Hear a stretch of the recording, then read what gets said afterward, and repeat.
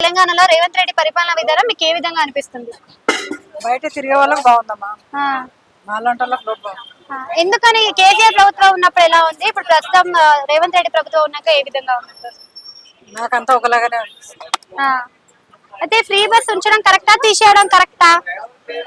తిరిగే వాళ్ళకి ఇది ఉంటుందన్న, మేము తిరగం సేపు, ఎప్పుడో ఒకసారి వస్తాం, ఆ, సంవత్సరంకి ఒకసారి. సంవత్సరంకి ఒకసారి. అంటే ఇప్పుడు జనాలు ఎట్లా ఎక్కుతుండ్రు అసలు? కేసీఆర్ తెలీదు ఉన్నప్పుడు నాకు, ఇట్లా తెలీదు.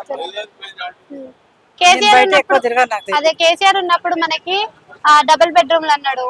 మరి వచ్చిన వాళ్ళకి వచ్చినాయి, రాని వాళ్ళకి అసలు రాదు. రేవంత్ రెడ్డి పరిపాలనలో కూడా సర్వేలు చేసిండ్రు కదా ఇందిరమ్మ ఇండ్లని, మీకు సర్వే జరిగిందా?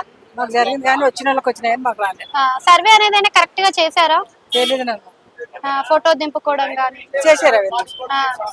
మరి వస్తుందని చెప్పారు అసలు? వస్తుందని చెప్పారు కానీ వచ్చిన వాళ్ళకే ఇప్పుడు వస్తున్నాయి, ఉం. రాని వాళ్ళకి అసలు తెలియదు. ఉచిత కరెంట్ కానీ నడుస్తుంది, 500 రూపాయల గ్యాస్ కానీ అన్ని వస్తున్నాయా? వస్తున్నాయి. అంటే ఇప్పుడు ఈ ఉచిత పథకాలు కాకుండా ఏం పెట్టుంటే బాగుండేది అనిపించింది మీకు పథకాలు? నాకు అంత ఐడియా లేదమ్మా.